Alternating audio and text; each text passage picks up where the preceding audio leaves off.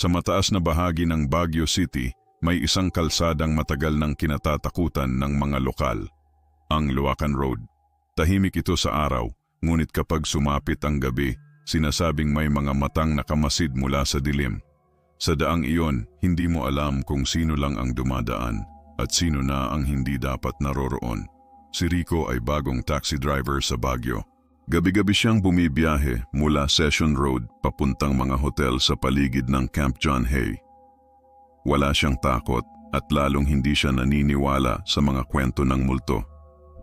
Para sa kanya, puro gawa-gawa lang iyon ng mga driver na ayaw mag-overtime.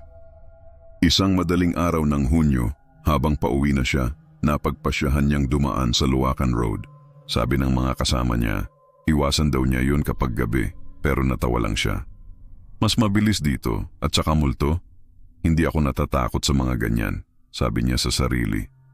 Habang umaandar ang taxi, unti-unting bumigat ang hangin. Maambon, madilim at tila may kaluskos sa gilid ng kalsada. Pinatay niya ang radyo, masyadong maingay. Ang tanging naririnig niya ay ang ugong ng makina at ang patak ng ulan sa bubong. Ilang minuto pa, napansin niyang may babaeng nakatayo sa gilid ng kalsada. Nakaputing bestida, nakayuko at basang-basa. Parang naghihintay ng masasakyan. Siguro estudyante, bulong ni Rico. Huminto siya at binuksan ang bintana. Miss, gusto mo bang magpasakay? Dahan-dahan itong lumapit. Hindi niya makita ang mukha dahil nakatakip ang buhok, ngunit ramdam niya ang lamig ng paligid. Sumakay ito sa likod, tahimik lang, tapos nagsalita ng mahina. Luacan Airport, please. Napakunot noo si Rico. Luacan Airport? Sarado na yon. Wala nang flight doon. Tahimik lang ang babae, nakatingin sa labas ng bintana. Kaya nagpatuloy na lang siya sa pagmamaneho. Habang tumatakbo ang taxi, may naamoy si Rico. Isang pabangong matamis, parang bulaklak na ginagamit sa lamay. Napatingin siya sa rearview mirror, pero hindi niya maaninag ng maayos ang mukha ng pasahero. Kaya sandali niyang nilingon ang likod. Wala na roon ang babae. Napahinto siya agad sa gitna ng kalsada. Bumukas ang ilaw sa loob ng taxi. Bakante ang upuan, pero may naiwan na basang marka ng kamay sa pinto. Nilamig ang buo niyang katawan. Hindi, totoo to, bulong niya habang nanginginig. Pinilit niyang magpatuloy sa biyahe, pero ilang metro pa lang ang layo, napahinto siya ulit. Sa gitna ng kalsada, nakatayo ulit ang babae. Ngayon, nakatingala na ito. Kita na niya ang mukha. Maputla, walang dugo at may malamig ng ngiti. Napaatras si Rico pero hindi siya makagalaw. Parang may pumipigil sa kanya. Pagkurap niya, nawala ang babae. Ngunit sa windshield may naiwan na salita, parang isinulat gamit ang daliri. Hindi pa ako nakauwi. Kinabukasan, nakita ng mga residente ang taxi ni Rico sa gilid ng Luacan Road. Bukas ang pinto, umaandar pa rin ang makina ngunit walang driver. Sa likod, may natagpo ang basang uniform ng babae. At sa upuan, may lumang boarding pass galing sa flight noong 1990s, ang huling flight bago tuluyang isara ang lumang terminal ng Luacan Airport. Mula noon, maraming driver na rin ang nagkwento ng kakaibang karanasan. May mga nakakakita ng babaeng nakatayo sa gilid ng kalsada. May iba namang biglang napapansin na may pasahero silang hindi nila napansing sumakay. At kapag sinubukan nilang kausapin, wala nang sumasagot sa likod. Sabi ng matatanda sa lugar, ang mga kaluluwang hindi nakauwi sa kanilang biyahe ay patuloy pa ring naglalakad sa daang iyon. At kung sakaling mapadaan ka sa Luacan Road sa hating gabi at may babaeng nakaputi na sumenyas sa iyo, lumipas ang 3 araw matapos matagpuan ang taxi ni Rico sa gilid ng Luacan Road. Walang nakakita sa kanya, walang senyales kung saan siya nagtungo. Ang mga pulis ay naghanap, pero matapos ang 1 linggo, idineklara nila itong missing. Ang kaso ay tuluyang lumamig, tulad ng hangin sa Baguio tuwing madaling araw. Ngunit sa hanay ng mga taxi driver, hindi natapos ang takot. Marami ang tumigil bumiyahe tuwing hating gabi. At ang mga matitigas ang ulo, sila naman ang may bagong kwento kinabukasan. Isa sa kanila ay si Benjo, kaibigan ni Rico. Hindi siya naniniwala na may kinalaman ang multo sa pagkawala ng kaibigan. Baka may problema lang sa pamilya. Baka umuwi sa probinsya, sabi niya. Ngunit isang gabi, sa kagustuhang patunayan na walang kababalaghan sa Luacan Road, siya mismo ang nagpasya dumaan doon. Bandang 12:30 ng gabi, madilim ang daan. Ang fog ay parang ulap na gumagapang sa lupa. Tahimik ang paligid maliban sa ugong ng makina ng taxi. Habang bumabaybay siya, napansin niyang may nakasakay na sa likod. Hindi niya napansin kung kailan pumasok, pero naroon na. Isang lalaking nakaitim, tahimik, nakatingin sa labas. Napatingin si Benjo sa rear-view mirror. "Boss, saan po tayo?" Tanong niya, walang sagot. "Luacan Airport ba ulit?" Tanong niyang pabiro. Pilit na nilulunok ang kaba. Doon lang unti-unting lumingon ang lalaki. Ngunit nang maaninag ni Benjo ang mukha nito, halos mabitawan niya ang manibela. Wala itong mukha, puro balat lang, walang mata, ilong o bibig. Parang blangkong manikin na humihinga. Napalihis ang manibela, muntik nang sumalpok ang taxi sa poste. Huminto siya agad at dali-daling lumabas ng sasakyan. Nanginginig ang mga kamay niya, halos di makahinga. Ngunit nang silipin niya ulit ang loob ng taxi, wala na ang pasahero. Tumakbo siya pabalik sa sasakyan, isinara ang mga pinto at nagmamadaling umalis. Ngunit habang palayo siya, may napansin siya sa salamin ng rearview mirror. Nakaupo pa rin doon ang lalaking walang mukha. Tahimik lang, nakapwesto sa gitna ng upuan. At sa isang iglap, unti-unti itong naglaho sa hangin. Pagdating niya sa terminal, halos mabitawan niya ang susi sa sobrang takot. Nagkumpula ng mga kasamahan niya. "Bakit ang putla mo, Benjo?" Tanong ng isa. Nanginginig pa rin siya.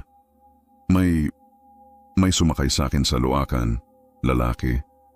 Pero wala siyang muka. Tahimik ang lahat. Hanggang sa isang matandang driver, si Mang Toring, ay nagsalita. Yan ang nakikita ng mga nagbabalik sa kalsadang iyon. Siya ang sundo ng mga kaluluwang naligaw sa daan. Ayon kay Mang Toring, noong dekada 90, may nangyaring malagim na aksidente malapit sa lumang paliparan. Isang van na puno ng pasahero ang nahulog sa bangin habang pababa ng Luacan. Walang nakaligtas. Isa sa mga nasawi ay isang lalaki na hindi na makilala dahil nadurog ang kanyang mukha sa impact. Hanggang ngayon, sinasabing ang kanyang kaluluwa ay patuloy na sumasakay sa mga dumaraan. Parang hinahanap ang sariling mukha na nawala sa aksidenteng iyon. Simula ng gabing iyon, hindi na muling dumaan si Benjo sa Luacan Road. Ngunit may mga bagong driver na muling sumubok. At bawat isa may kanya-kanyang kwento ng pasaherong hindi nila napansing sumakay. Hanggang sa maramdaman nila ang malamig na hininga sa kanilang batok. Sabi ng matatanda sa Baguio, kapag sumakay ka ng taxi sa gabi at napansin mong hindi mo makita ng malinaw ang pasahero sa salamin, huwag mo nang tingnan ng direkta. Dahil baka sa sandaling magtagpo ang inyong mga mata, maging bahagi ka na rin ng mga kaluluwang nililigaw ng daan. Matapos ang nangyari kay Benjo, kumalat ang balita sa hanay ng mga taxi driver sa Baguio. Wala nang gustong dumaan sa Luacan Road kapag sumapit ang hating gabi. Ngunit hindi maiiwasan, may mga pasaherong nagpupumilit at may mga driver na naglakas loob para lang kumita. Isa sa kanila ay si Carlo, isang bagitong driver na bagong lipat lang sa Baguio mula Pangasinan. Hindi siya naniniwala sa mga multo. Para sa kanya, puro kwento lang yan ng mga lasing na driver. Hanggang isang gabi, natutunan niyang hindi lahat ng kwento ay katang-isip. Bandang 12:00, nag-aabang siya ng pasahero malapit sa Burnham Park. Lumapit sa kanya ang isang babaeng nakaputing bestida, mahina ang boses, malamig ang mga kamay. "Luacan po," sabi nito. Medyo kinilabutan si Carlo, hindi dahil sa itsura ng babae, kundi sa mismong destinasyon. Pero dahil kulang sa kita, tinanggap niya pa rin. "Luacan po, sige ma'am," sabay andar ng taxi. Habang paakyat sila, hindi man lang gumagalaw ang babae. Tahimik lang, nakatingin sa bintana. Ang lamig sa loob ng taxi ay parang galing sa loob ng refrigerator. Habang lumalapit sila sa Luacan Road, unti-unting bumigat ang hangin. Makulimlim at ang fog ay parang ulap na yumayakap sa buong daan. Pagdating nila sa isang kurbada, biglang may itim na van na nakaparada sa gilid ng kalsada. Walang plaka, walang ilaw. Nakasara ang mga bintana, pero parang may mga aninong gumagalaw sa loob. "Ma'am, may kilala po ba kayo diyan?" Tanong ni Carlo. Tahimik lang ang babae. Nang lumingon siya sa rearview mirror, wala na ito. Mabilis niyang preno. Bumaba siya para tingnan. Wala. Walang tao sa likod. Walang nagbukas ng pinto. walang bakas ng paa sa sahig. Ngunit may naiwan sa upuan, isang maliit na rosaryo. Nang ibinalik niya ang tingin sa itim na van, bukas na ang pinto nito. At sa loob, may mga aninong nakatingin sa kanya. Parang mga taong walang mukha, puro puti ang mga mata. Tumakbo si Carlo pabalik sa taxi, pinaandar agad, pero kahit anong tapak niya sa silinyador, ayaw umandar. Ang makina ay parang nilalamon ng katahimikan. Mula sa rear view mirror, nakita niya, bumababa ang isa sa mga nilalang mula sa itim na van. Dahan-dahan itong lumalapit. Ang bawat hakbang ay nag-iiwan ng marka sa basang kalsada, pero wala itong mukha at ang mga kamay nito ay puno ng dugo. Nanginginig, paulit-ulit niyang pinaandar ang sasakyan hanggang sa biglang sumindi ang makina. Mabilis niyang pinaandar ang taxi, halos lumipad sa kalsada. Habang papalayo siya, narinig niya sa hangin ang boses ng babae. Salamat sa pagsundo. Pagdating sa terminal, bagsak si Carlo sa takot. Ipinakita niya ang rosaryo sa mga kasama niya. Napahinto si Mang Toring, ang pinakamatandang driver doon. Kinuha niya ang rosaryo, tinitigan ito, tapos ay napabuntong hininga. Yan ang rosaryo ng isang babaeng namatay sa aksidente sa loob ng isang itim na van. Sa Luacan Road, mga 15 taon na ang nakalipas. Tahimik ang lahat, walang nagsalita. At mula noon, tuwing may nagkukwento ng babaeng nakaputing bestida na sumasakay papuntang Luacan, lagi nilang pinapaalalahanan ang mga bagitong driver. Kung may sumakay sa'yo at sabi Luacan, siguraduhin mong pagdating doon, buhay ka pa rin. Bago pa man maging kilabot ang Luacan Road, ito ay isang tahimik na daanan na tinuturing na shortcut ng mga taga-Baguio patungo sa lumang paliparan. Dito rin madalas dumaan si Liza, isang dalagang maganda, masayahin, at may pangarap maging flight attendant. Sa tuwing dadaan siya sa Luacan, dala niya ang kaniyang maliit na bag at ang rosaryong laging nakasabit sa kanyang pulso. Simbolo ng kanyang pananampalataya at ng pag-asa na balang araw ay makakaalis din siya ng Baguio para abutin ang mga bituin. Pero minsan, kahit ang pinakabait na tao ay pwedeng kapitan ng trahedya. Isang gabi ng Nobyembre, bumuhos ang malakas na ulan. Katatapos lang ng kaarawan ni Liza. Sumakay siya sa itim na van ng kanyang kasintahan na si Raymond, kasama ang 3 pa nilang kaibigan. Masaya, kantahan, tawanan, hindi nila alintana ang madulas na kalsada ng Luacan. Hanggang sa may nakita silang batang nakatayo sa gitna ng daan. Mabilis ang pangyayari. Sigaw, preno, at kalabog. Lumiko ang van, bumangga sa barrier, gumulong, at tumilapon sa madamong gilid ng bangin. Sa isang iglap, ang halakhakan ay napalitan ng mga sigaw ng sakit at takot.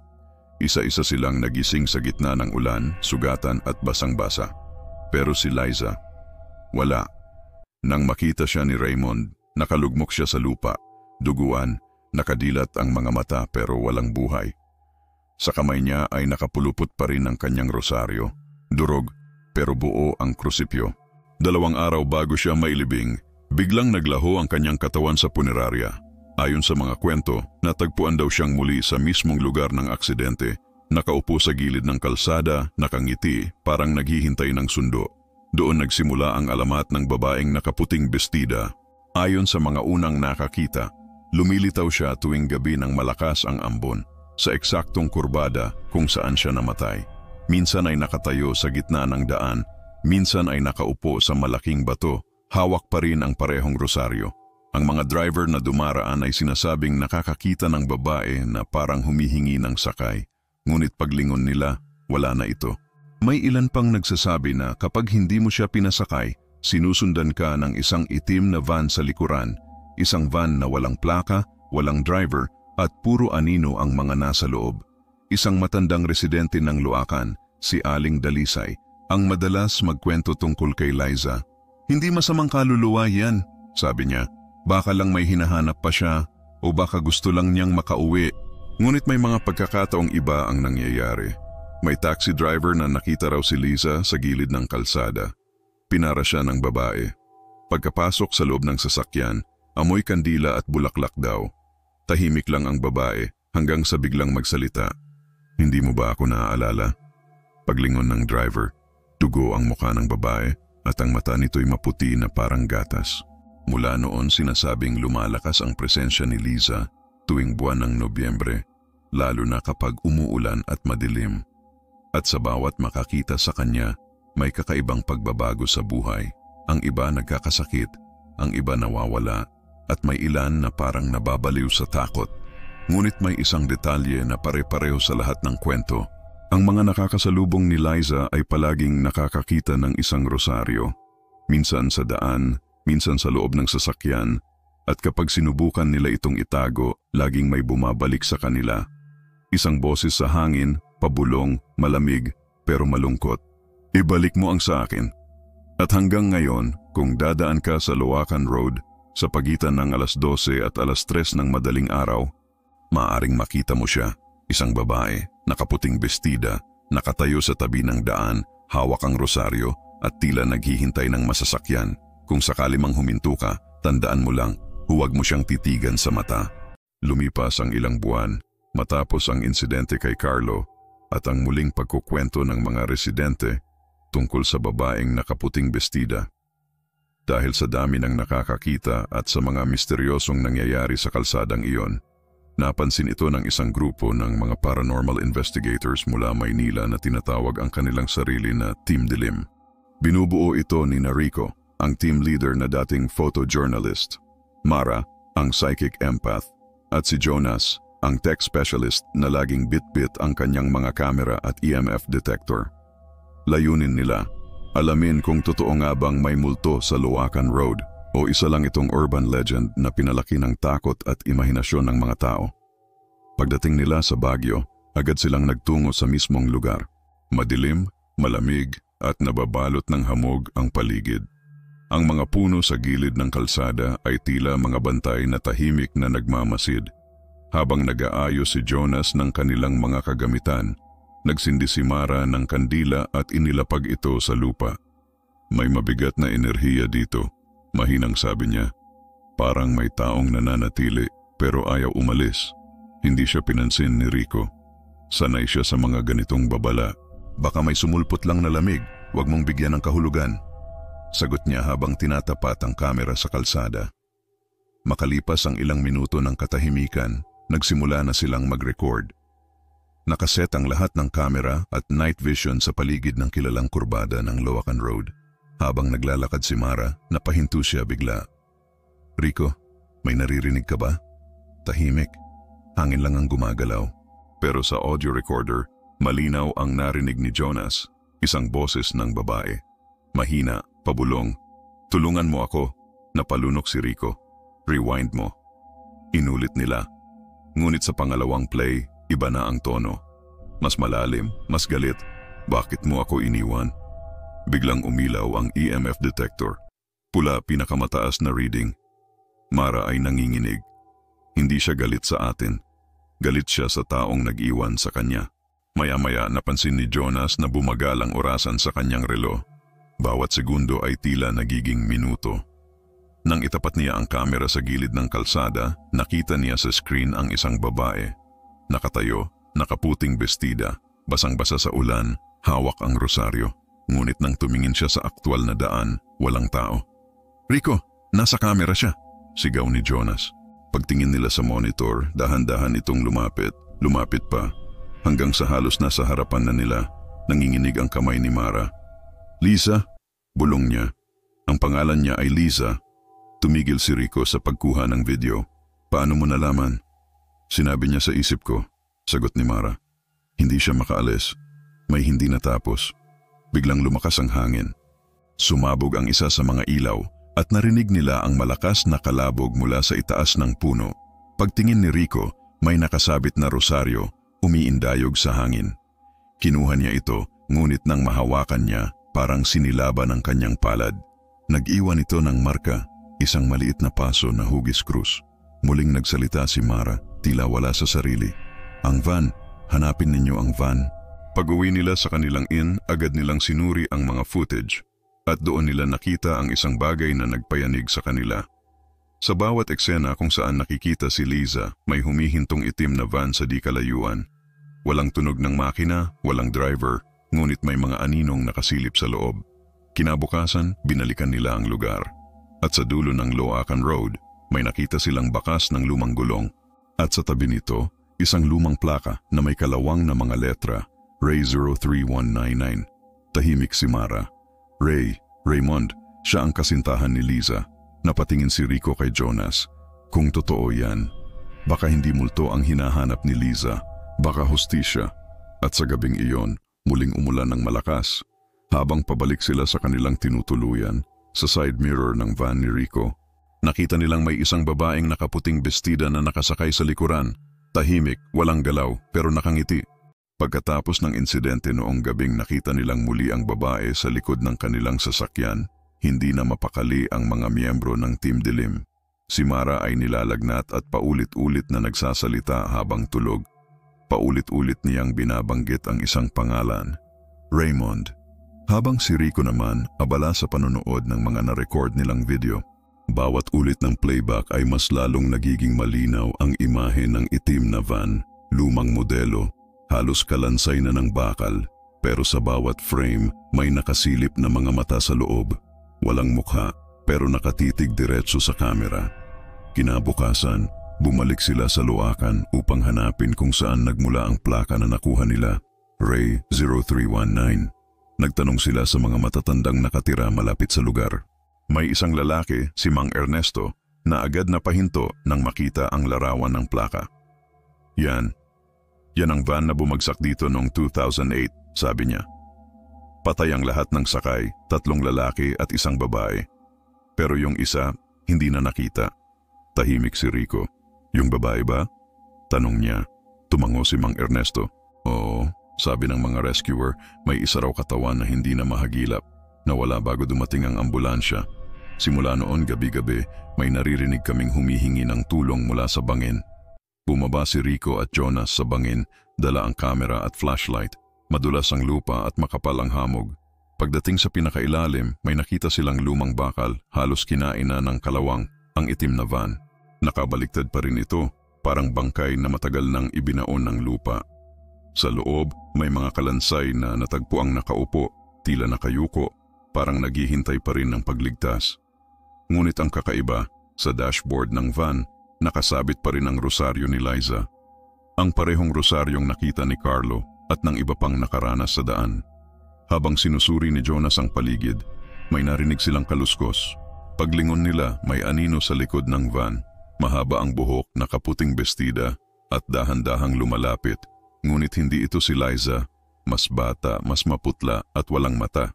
Rico, hindi siya si Liza, bulong ni Jonas. Ngunit bago pa sila makatakbo, biglang sumindi ang mga headlight ng van. Walang susi, walang baterya, pero maliwanag at sabay nagpatunog ng busina. Ang ingay ay umalingaw-ngaw sa buong Loacan, parang hiyaw ng mga kaluluwang naipit. Tumakbo sila pabalik sa itaas, ngunit pag-akyat nila, wala na ang kanilang sasakyan. Ang van ni Rico ay nawala, tanging bakas lang ng gulong at amoy ng gasolina ang naiwan. Paglingon nila sa dulo ng kalsada, may nakaparadang itim na van. Hindi na ang lumang sirang nakita nila sa bangin, kundi bago, makintab at umiilaw ang mga headlights, parang buhay. Muling narinig ni Mara ang boses sa hangin. Balik! Balik sa akin! Biglang bumukas ang pinto ng van at mula rito'y bumagsak ang isang cellphone. Lumang modelo pero may nakalagay na pangalan sa screen, Raymond calling. Nanginginig si Rico habang pinulot iyon. Pagbukas ng message folder, iisang mensahe lang ang laman. Ako ang dahilan ng lahat. Hindi ko siya sinunod. Hindi ko siya nasundo. Napatingin si Mara habang patuloy ang pag-agos ng luha sa kanyang pisngi. Si Raymond, siya ang nagmamaneho ng van nung gabing iyon. Iniwan niya si Liza. Tumakas siya. Biglang bumukas ang pinto ng itim na van. Isang malamig na hangin ang tumama sa kanila at mula sa loob, lumabas ang isang lalaki, maputla, duguan at halatang matagal ng patay. Sa kanyang dibdib, nakabaon ang rosaryong pareho ni Liza. Ito si Raymond. Lumapit siya kay Mara at sa unang pagkakataon, nagsalita. Hindi ko siya sinundo. Ngayon, siya naman ang susundo sa akin. Pagkasabi noon, naglaho si Raymond. Kasabay ng pagpatay ng ilaw ng van. Walang iniwang bakas, tanging rosaryo lang ulit ang naiwan sa lupa. Muling napayuko si Rico. Hindi pa rin tapos ito. sabi niya. Kung siya'y kinuha na, sino na lang ang naghihintay sa daan tuwing gabi? Sa malayo, sa dilim ng Luacan Road, may aninong muling lumitaw. Isang babaeng nakaputing bestida, nakatingin sa kanila at sa bibig nito, mahina ngunit malinaw na bulong. Isa pa, lumipas ang ilang linggo matapos ang nangyari sa Team Dilim. Kumalat sa social media ang mga larawan ng itim na van na sinasabing nagmumulto sa Luacan Road. Marami ang nagkwento, marami rin ang tumawa. Pero may isang hindi naniwala, si Arvin, isang 27 anyos na food delivery rider. Para kay Arvin, puro kwentong gawa-gawa lang yan ng mga bored na tao. Araw-araw siyang dumadaan sa Luacan tuwing gabi at kahit minsan wala siyang nakitang kakaiba. Hanggang sa isang gabing ulan at hamog na makapal, may order siyang kailangang ihatid sa isang bahay malapit sa dulo ng Luacan. Last delivery ko na to, sabi niya sa sarili habang sumasakay sa motorsiklo. 12:00 na ng gabi, tahimik ang daan at tanging tunog ng makina ng motor ang maririnig. Habang papalapit siya sa kurbada, unti-unting bumigat ang hangin. Naging malamig, parang may yelo sa paligid. Sa kanyang side mirror, parang may ilaw na sumusunod sa kanya, isang headlight. Akala niya ay kasunod lang na sasakyan, pero nang lumingon siya, itim na van. Wala naman dapat dumadaan dito ng ganitong oras bulong niya. Pinaharurot niya ang motor, pero kahit anong bilis niya, nasa likod pa rin ang van. Parehong layo, parehong bilis. Pagdating niya sa isang bahagi ng kalsada na walang poste ng ilaw, nawala ang van. Tahimik. Kahit anino, wala. Huminto siya sandali, huminga ng malalim, at sabay sabi, "Bahala kayo dyan, hindi ako natatakot." Paglingon niya sa side mirror, may babaeng nakasakay sa likod ng motor niya. Mahaba ang buhok, nakaputing bestida, at ang mga kamay ay nakakapit sa kanyang balikat. "Hoy! Sino ka?" Hindi niya natapos ang salita. Ang hangin ay biglang tumigil. Ang makina ng motor ay kusa ring namatay. Bakit? Bakit ka nandito?" Nauutal niyang tanong. Mahinang tinig ang sumagot mula sa likod. "Hindi mo ba ako susunduin?" Tumigil ang puso ni Arvin sa kaba. Dahan-dahan niyang nilingon at nakita niya ang mukha ng babae. Maputla, duguan at ang mga matay puting-puti. Sa leeg nito, nakasabit ang rosaryong punit. Tinulak niya ang babae at tumakbo. Iniwan ang motor sa kalsada. Ngunit bawat hakbang niya, tila paulit-ulit siyang bumabalik sa parehong lugar. Kurbadang may lumang van sa gilid ng kalsada at sa harap nito ang parehong babae, nakatayo. Nakangiti. "Wala kang takas," mahinang sabi ng babae. "Hindi ako titigil hanggang may susunod." Kinabukasan natagpuan ng mga pulis ang motor ni Arvin sa gilid ng Luacan Road. Ang makina ay patay at ang cellphone nito ay nakapatong sa upuan. Naka-open ang camera app at sa huling kuha, nakita ang kanyang mukha. Nakadilat, takot na takot.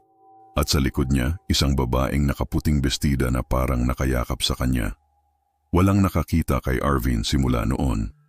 Ngunit gabi-gabi may mga nakakakita ng delivery rider na nagmomotor paakyat sa Luacan. Walang ilaw, walang plate number, at sa likod nito may babaeng nakasabit. Mahigpit ang kapit, tila hindi kailanman bibitaw.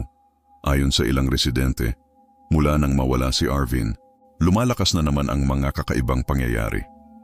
Mga nagdadrive ng gabi, nakakaramdam ng malamig na hininga sa batok. May mga motoristang nakakakita ng babaeng pumapara at kapag pinasakay nila, biglang naglalaho bago pa man makarating sa dulo ng kalsada. Ngunit ang pinaka-nakakakilabot sa lahat, kapag may dumadaan sa Luacan Road tuwing ulan, madalas nilang marinig ang tunog ng motor sa malayo, kasabay ng boses ng babae. "Isa pa, isa pa." Bago pa man kilalanin ang Luacan Road bilang daan papunta sa paliparan ng Baguio, bago pa man ito sementuhin at lagyan ng mga poste ng ilaw, ang lupaing yon ay tinatawag ng mga matatanda bilang daang walang balik. Ayon sa mga lumang kwento, noong panahon pa ng mga Amerikano, may nakatira sa gilid ng kagubatan, isang matandang babae na tinawag nilang Lola Aning. Hindi siya basta matanda lang, isa siyang albularyo at mangkukulam, kinatatakutan ng mga taga-baryo, ngunit nilalapitan din kapag may nagkakasakit o may biglang namamatay sa di maipaliwanag na dahilan. Isang araw may grupo ng mga sundalong Amerikano ang dumaan sa lugar. Nagpatayo sila ng outpost malapit sa bahay ni Lola Aning at ginamit ang lupa niya nang walang paalam. Nagprotesta ang matanda pero tinawanan lang siya ng mga sundalo. Sinunog nila ang kanyang mga halamang gamot at pinalayas siya sa sariling lupain. Galit na galit si Lola Aning. Sa gabi ring iyon, habang kumikidlat at umuulan ng malakas, tumayo siya sa gitna ng kalsada. Hawak ang bote ng dugo ng manok at isang lumang rosaryo. Sabay sigaw. Ang sinumang daraan sa lupang ito ng may masamang puso, hindi na makakabalik ng buhay. Kinabukasan, natagpuan ng mga taga-baryo ang mga sundalo. Lahat sila patay, nakahandusay sa lupa, at ang mga matay nakadilat, parang nakakita ng matinding takot bago mamatay. Mula noon, walang nangahas dumaan sa lugar na iyon kapag gabi.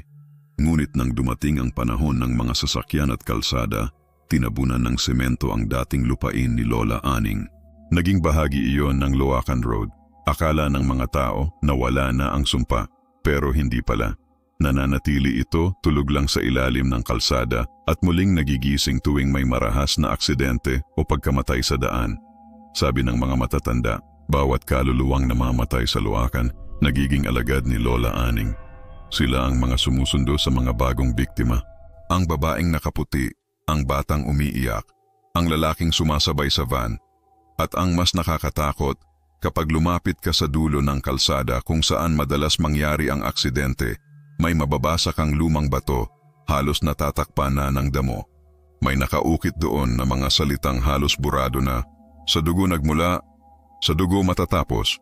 Noong 1998, may grupo ng mga estudyanteng nagtangkang mag-imbestiga sa lugar.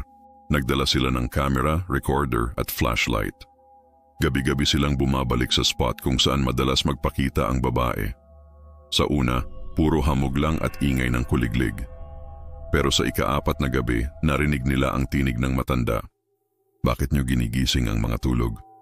Umalis kayo, bago pa mahuli ang lahat. Tumakbo sila, pero isa sa kanila, si Mira, hindi na nakauwi. Ang natira lang ay ang kanyang cellphone at sa huling video, makikita siyang tumatakbo sa gitna ng kalsada habang may babaeng nakaputi sa harapan niya at sa likod nito, isang matandang babaeng nakayuko, may hawak na rosaryo at bote ng dugo. Mula noon, may mga nagsasabing kapag tahimik ang gabi at mahamog ang Luacan, makakarinig ka ng mahina ngunit malinaw na dasal sa hangin. Sa dugo nagmula, sa dugo matatapos. Sino man ang makarinig nito, madalas ay nagkakasakit o nadidisgrasya sa loob ng 7 araw. At sinasabi ng mga nakatatanda, ang sumpa ay muling nagigising. Hindi dahil sa mga aksidente, kundi dahil may nagbabalik.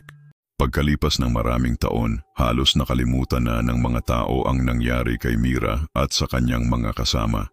Isinarapan samantala ang bahagi ng Luacan kung saan sila huling nakita, pero kalaunan ay muli rin itong binuksan. Sabi ng mga motorista, wala na yon, gawa-gawa lang dati. Ngunit sa ilalim ng katahimikan ng gabi may mga lihim na hindi kailanman natutulog. Isang gabi, isang taxi driver na si Mang Ruben ang may pasaherong babae. Sumakay ito malapit sa Session Road, nakaputing bestida, mahaba ang buhok at walang kibo. Tahimik lang itong nakaupo sa likuran. Sabi niya, Luacan po. Normal lang ang biyahe sa simula, hanggang sa dumating sila sa gitna ng kalsada, yung parte kung saan madalas mahamog kahit tag-init. Paglingon ni Mang Ruben, wala na ang babae. Naiwan lang sa upuan ng isang cellphone, lumana at may basagang screen. Nang buksan niya, may isang video. At sa video, isang batang babae ang nakatayo sa gitna ng kalsada, umiiyak habang may boses sa background. Liza, tumakbo ka. Ang pangalan ay Liza, isa sa mga estudyanteng kasama ni Mira noong 1998. Ang lahat ay naniwalang patay na siya, pero walang katawan na natagpuan. Ngayon tila siya ang babaeng nakaputi na madalas makita sa Luacan Road. Ayon sa mga nakakakita, hindi na siya yung dating Liza. Ang kanyang mukha ay maputla, halos walang mata, at ang kanyang tinig ay tila galing sa ilalim ng lupa. Madalas siyang magpakita sa mga driver na antok o lasing, umiiyak habang sumisigaw ng, "Tulungan niyo ako, ayaw ko rito." Ngunit kapag titigan mo ng matagal, bigla niyang babaliktarin ang ulo at sisigaw ng, "Huli ka na." Mula nang magsimulang magpakita muli si Liza, dumami ang aksidente sa Luacan Road. Mga sasakyang bigla na lang bumabaligtad, Mga driver na sinasabing may babaeng tumawid sa gitna ng kalsada, pero nang tingnan ng mga pulis, walang tao, walang bakas ng dugo. May isang pulis na nagngangalang SPO2 de la Cruz, hindi naniniwala sa mga kwento. Sabi niya, lahat yan gawa-gawa ng mga takot sa gabi. Isang gabi nagpasya siyang magbantay mag-isa sa gitna ng luwakan. 2 oras siyang naghintay, walang nangyari. Hanggang sa biglang lumamig ang hangin nang tumingin siya sa side mirror ng patrol car. May babae sa likod, nakatingin sa kanya, umiiyak at dahan-dahang sinasabi, "Bakit mo ko iniwan, kuya?" Paglingon niya, wala na. Kinabukasan, natagpuan siyang wala sa sarili, nakatayo pa rin sa gitna ng kalsada. Paikot-ikot lang, paulit-ulit na sinasabi, hindi siya Liza, hindi siya Liza. Simula noon, tinatawag na ng mga taga Baguio ang babaeng multo bilang si Liza ng Luacan. Sabi ng ilan, siya raw ang naging tagapangalaga ng sumpa ni Lola Aning. Sa tuwing may kaluluwang mawawala sa kalsadang iyon, isang bagong anino ang sumusunod sa kanya. Mga mata na walang buhay, mga bibig na laging bukas, tila sumisigaw ngunit walang tunog. At sa tuwing umuulan sa Luacan, may mga batang makakarinig ng babae sa hangin na umiiyak habang sinasabing, "Bumalik ka, bumalik ka." Ngayon, may mga bagong estudyanteng muling nagbabalak mag-vlog sa lugar. Ang isa sa kanila, apo ni Mira. Hindi niya alam, sa bawat flash ng kanyang kamera, may mata nang nakatingin mula sa dilim. At sa unang ulap ng hamog, may pamilyar na tinig na bumubulong sa kanyang tenga. "Matagal kitang hinintay." Makalipas ang ilang linggo matapos ang huling insidente, muling binuksan ang Luacan Road. Walang gustong dumaan tuwing gabi, pero may iisang grupo ng kabataan ang nangahas. Mga estudyante sa universidad, isa sa kanila ay si Elena, apo ni Mira. Hindi niya alam kung bakit parang may nagtutulak sa kanya para bumalik. Ang sabi lang niya sa mga kasama, "Gusto kong malaman kung ano talaga ang nangyari sa lola ko." Nagdala sila ng camera, recorder at flashlight. Tahimik ang gabi, walang dumadaan, walang ihip ng hangin, pero ramdam nilang may mga matang nakamasid sa kanila. Habang naglalakad sila sa gitna ng kalsada, napansin ni Elena ang isang lumang bato sa gilid. May nakaukit na mga salitang halos burado na, "Sa dugo nagmula, sa dugo matatapos." Napalunok siya. Yun mismo ang sinabi ng mga matatanda noon, ang babala ni Lola Aning. Biglang lumamig ang paligid, ang mga ilaw ng flashlight ay isa-isang namatay, at mula sa hamog, unti-unting lumitaw ang isang babae, nakaputing bestida, mahaba ang buhok at umiiyak ng mahina. "Si Liza," bulong ni Elena. Ngunit iba na siya ngayon. Ang mga mata ni Liza ay parang basag na salamin, at sa likod niya ay ang anino ng isang matandang babae, si Lola Aning. "Matagal kitang hinintay, Elena," bulong ni Liza habang lumalapit. "Ikaw ang dugo, ikaw ang uling kailangan."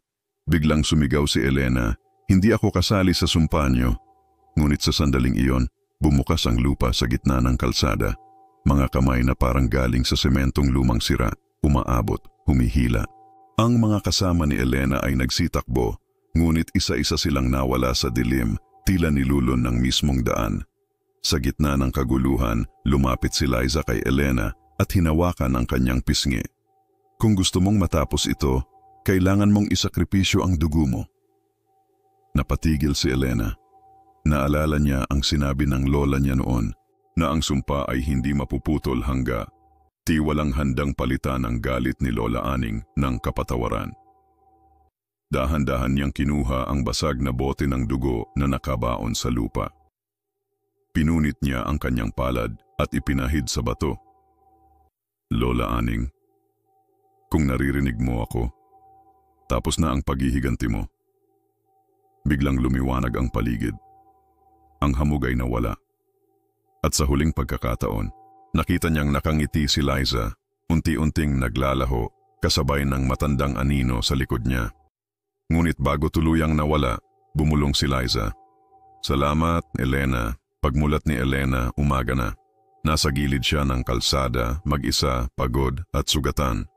Sa unang pagkakataon, walang dumaan na malamig na hangin, walang iyak, walang anino. Tahimik na ang Luacan Road. Lumipas ang mga buwan. Ginawang ligtas muli ang daan at maraming bumibiyahe na ulit. Pero sa bawat dumadaan sa kalagitnaan ng gabi, may makikita pa ring maliit na bato sa gilid ng kalsada. May bakas ng dugo at sa ibabaw nito nakaukit ang mga salitang, "Sa dugo nagmula, sa dugo nagtapos." At sa tuwing umuulan sa Baguio, may mga nagsasabing naririnig nila ang tinig ng isang babae. Hindi umiiyak, kundi mahina lang na bumubulong. Salamat! Salamat sa pagsubaybay hanggang sa dulo ng kwento. Kung nagustuhan mo ang series na ito, huwag kalimutang subscribe, like and share comment kung alin sa mga bahagi ng Luacan ang tumatak sa'yo. Dahil sa Ghost Story, bawat kwento may kaluluwang naiwan.